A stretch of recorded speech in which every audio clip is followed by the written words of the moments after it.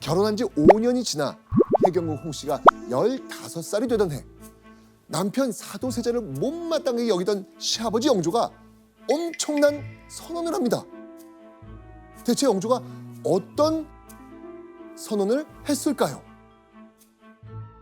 바로 사도세자에게 대리청정을 공표한 겁니다. 해경궁 홍 씨의 남편 사도세자가 시아버지 영조를 대신해 국정 업무를 처리하게 된 겁니다.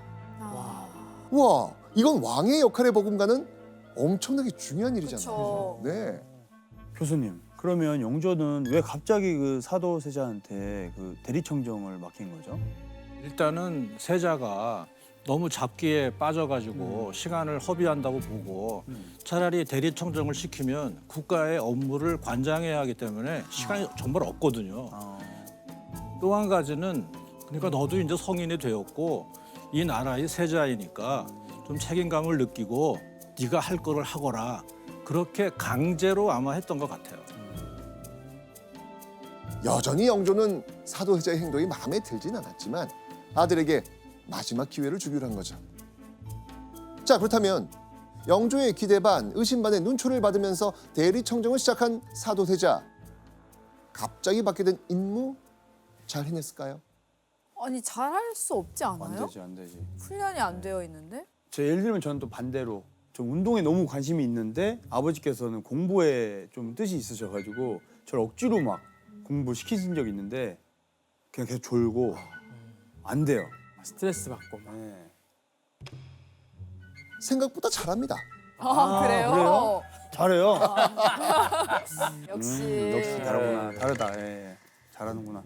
자, 여러분들 국정 업무를 잘 처리하는 남편을 보는 아내 해경궁 홍 씨의 마음은 어땠을까요?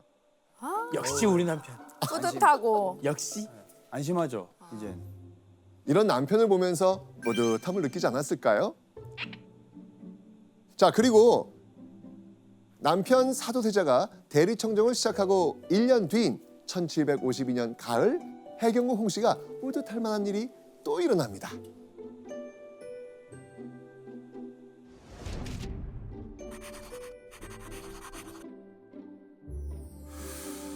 나이 20살이 되기도 전에 또 나라의 경사를 내 몸에 얻은 것이 떳떳하고 기쁠 수밖에 없다. 무슨 일입니까? 임신! 맞습니다. 신. 왕실의 대를 이을 후계자 아들을 낳은 겁니다. 이때 해경궁 홍 씨가 낳은 아들이 바로 이산, 훗날 조선 제22대 왕이 된 정조였습니다. 조선 초기에 비해 이 시간이 흐를수록 왕실의 대를 이을 아들을 얻기가 쉽지 않았거든요. 그런데 해경궁 홍 씨가 왕실의 혈통을 이어줄 세손을 쫙 낳은 겁니다. 타이밍이 또 좋고 시아버지가 엄청 좋아하셨을 것 같아요. 맞아요. 시아버지 영조도요. 내 공이 무척이나 크다 라고 하면서 해경궁 홍 씨를 칭찬합니다. 제자리를 찾아가는 남편 그리고 갓 태어난 세손까지 해경궁 홍 씨는 모처럼 편안한 궁궐 생활을 이어나갔습니다. 그러던 어느 날 해경궁 홍 씨의 편안한 삶이 산산조각나는 일이 벌어집니다.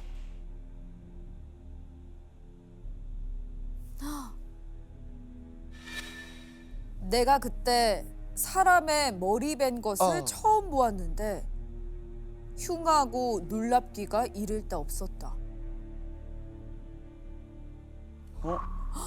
뭐야? 왜 갑자기 험한 장면을 봤네요. 해경궁 홍 씨의 남편 사도세자가 살인을 저지른 겁니다. 벌써 거기까지 갔네. 야.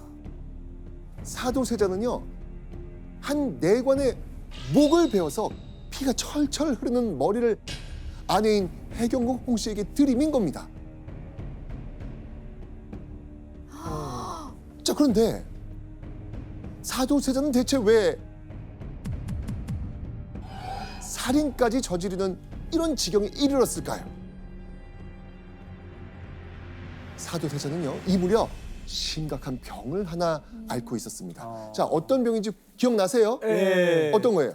의복을 의복 못 입는. 입는 네, 옷 입기를 어려워하는 병, 의대증. 아침에 옷 한 번 입으려면요 10벌에서 20, 30벌 정도는 갈아입기 일쑤였습니다. 저 이러시면 아니 되옵니다.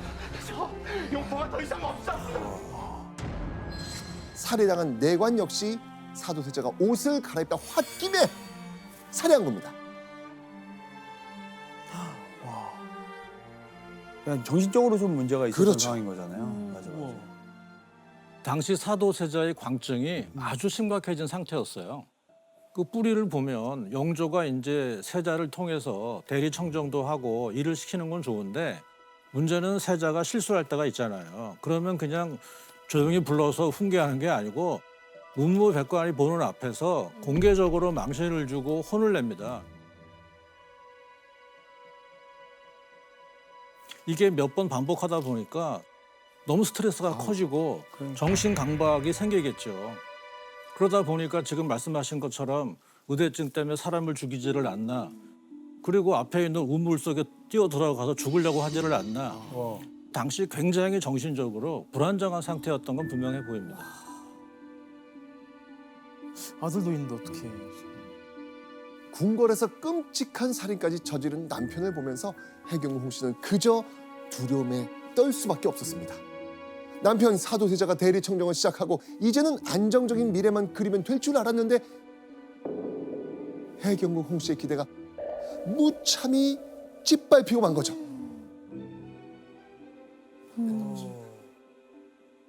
게다가 해경궁 홍 씨에게 세자빈으로서 도저히 참기 힘든 충격적인 일이 벌어집니다. 무슨 일이 생겼던 걸까요?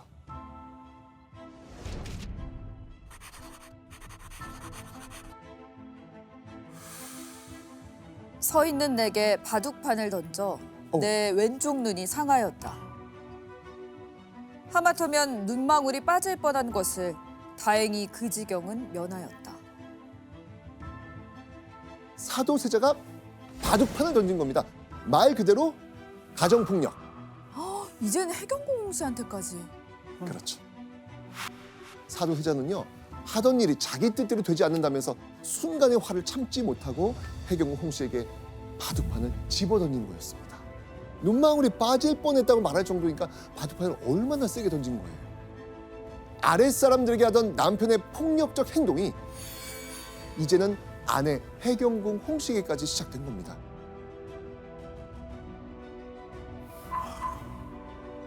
교수님.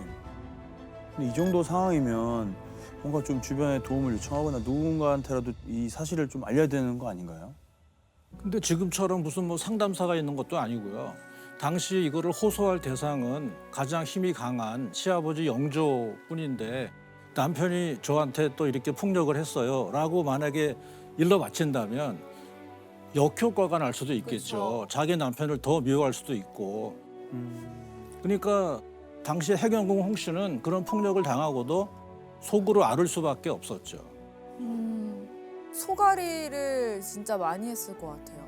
말 못하니까. 얘기도 못 하는데 이걸 또 담기가 너무 큰 일이고 하니까. 네. 그런데 꾹 참아내며 하루하루를 보내던 해경궁 홍 씨. 그런 해경궁 홍 씨를 향해 한간에서 이런 말이 들려옵니다. 모르는 이는 세자를 제대로 보필하지 않는다 라며 책망하였다. 그러니까 해경궁 홍 씨에게 세자를 제대로 보필하지 않는다라는 원망이 쏟아진 겁니다. 남편의 잘못을 탓할 수도 없고 주변에서는 질타가 쏟아지는 상황이었습니다. 야, 여러분 해경궁 씨라면 이거 어땠을 것 같아요? 또 이 사람은 뭐 데리고 막 이거 다 설명할 수도 없는 거고. 네. 또 변명을 하는 거는 결국은 흉을 보는 거기 때문에 말을 할 수가 없죠. 해경궁 홍 씨는요 당시 심정을 이렇게 표현했습니다.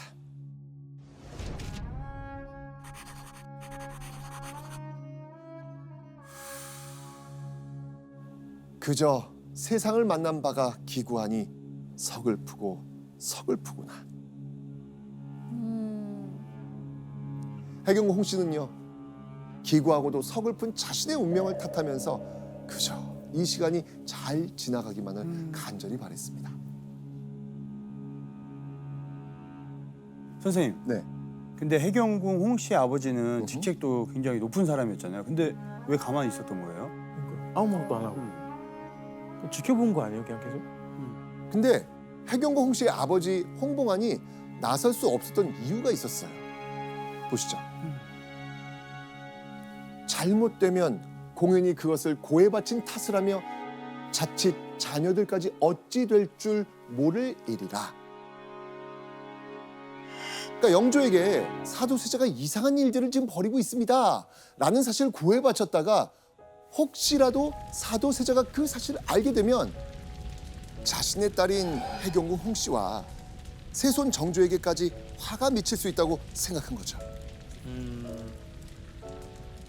해경궁 홍 씨는 자신의 아버지와 집안을 지키기 위해 또 홍봉안은 자신의 딸과 손자가 해가 될까 봐 부녀가 서로 이러지도 저러지도 못한 채 눈치만 보고 있는 거예요, 지금. 힘들어. 그런데요. 1762년 5월 사도세자는요, 결국 돌이킬 수 없는 엄청난 일을 벌입니다. 자, 무슨 일을 벌였는지 보시죠.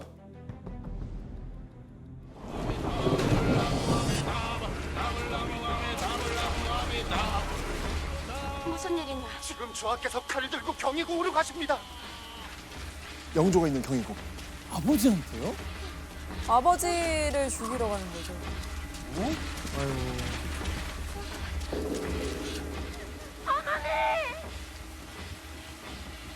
지금 세자가 경희궁으로 칼을 들고 갔습니다, 어머니. 지금이라도 막지 않으면 세자의 세손까지 모두 다 죽습니다, 어머니. 어머니!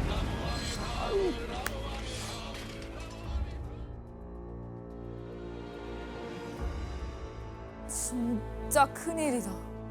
만약 해경궁 홍 씨의 남편 사도세자가 정말 칼을 들고 영조를 죽일 경우 돌이킬 수 없는 크나큰 문제가 생깁니다. 어떤 문제겠습니까? 이 영모죠. 그렇죠. 정말 큰일 중에 큰일. 그렇죠. 사도세자는 물론이고요. 해경궁 홍 씨의 아들이었던 정조까지도 역적의 자식이 될 수 있는 아주 위험한 상황이었습니다. 하지만 이미 남편인 사도세자는 통제 불가인 상황이었습니다. 그래서 해경궁 홍 씨가 고민 끝에 찾은 방법, 사도세자의 생모이자 자신의 시어머니인 영빈 이 씨를 찾아간 겁니다. 해경궁 홍 씨의 이야기를 들은 영빈 이 씨는 깊은 고민에 잠깁니다. 그리고 뭔가를 결심한 듯 영조를 찾아가 놀라운 청을 울립니다. 이렇게요.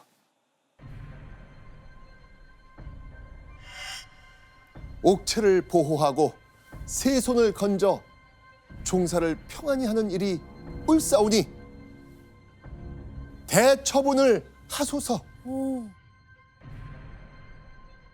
아들을 죽여라? 네, 오. 진짜. 놀랍게도 자신이 낳은 아들 사도세자를 죽여달라는 청이었습니다. 사도세자의 생모인 영빈이 씨가 보기에도 더 이상 걷잡을 수 없는 상황이었던 거예요. 고변이 올라가고 얼마의 시간이 지난 뒤 해경궁 홍 씨의 시아버지 영조가 경화문을 통해 창덕궁에 들어섭니다. 그리고 곧 사도세자를 호출하죠. 해경궁 홍 씨는 그날의 궁궐한 모습을 이렇게 기억합니다.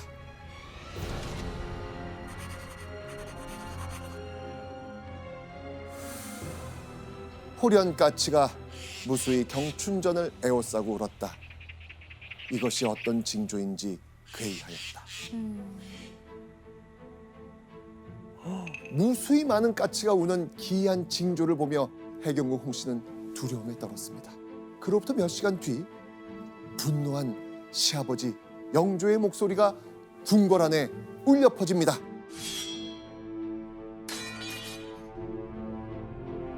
자결하라. 해경궁 홍씨의 남편 사도세자에게 자결을 명한 겁니다. 아, 자결을 명한 아버지 영조에게 사도세자는 이렇게 말합니다. 아버지, 잘못하였으니 이리 마소서 라 말하며 울부짖었죠. 하지만 결국 사도세자는 뒤주에 갇히게 됩니다. 뒤주에 들어가는 사도세자. 그때 아내 해경궁 홍씨는 어떤 반응을 보였을까요? 같이 옆에서, 빌지 않았을까요? 네, 같이 빌었을 것 같아요. 한 번만 더 기회를 달라. 아들이 있으니까. 네, 얘기할 것 같아요. 별다른 반응을 보이지 않습니다. 왜였을까요? 그간 너무 고생을 해서 그런 건가요? 아, 이제는 부인도 포기를 약간 한 건가? 미우나 고우나 18년의 세월을 함께 보낸 남편이었지만 남편 사도세자가 조선의 왕인 영조를 죽이려고까지 했습니다. 해경궁 홍씨 자신은 물론이고요. 아들 정조 또 해경궁 홍씨의 집안까지 막 풍비박산날 수 있는 그런 위급한 상황이었습니다. 그리고 이때 사람들의 귀추가 주목된 또 한 명의 인물이 있었습니다. 바로 해경궁 홍씨의 친정 아버지이자 당시 영의정의 자리에 있던 홍봉안이었습니다. 영의정인 홍봉안이 막으면 영조의 마음이 바뀔 수도 있잖아요. 그런데 홍봉안 역시 사위가 뒤주에 갇힌 모습을 보고도 별다른 반응을 하지 않았습니다. 와. 즉 홍봉안 역시 영조의 대처분에 암묵적으로 동의한 겁니다. 아. 그런데 남편 사도세자의 대처분 소식이 전해진 바로 그날 해경궁 홍씨에게 또 한 번 청천벽력 같은 소식이 전해집니다. 바로 세자를 패한다는 소식이었습니다.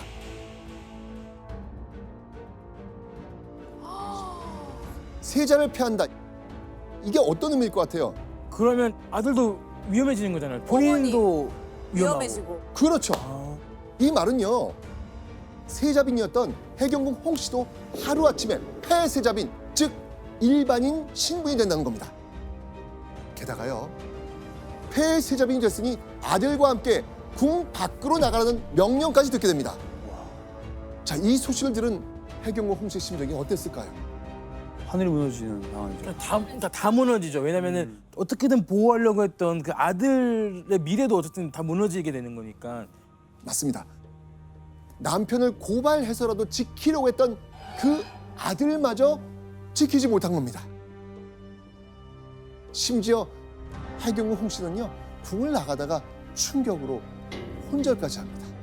아, 쓰러질 법하다. 네. 그러니까요. 정신 그러니까요. 없죠. 진작에 쓰러질 만한 스트레스가 있었던 사람이니까. 맞습니다.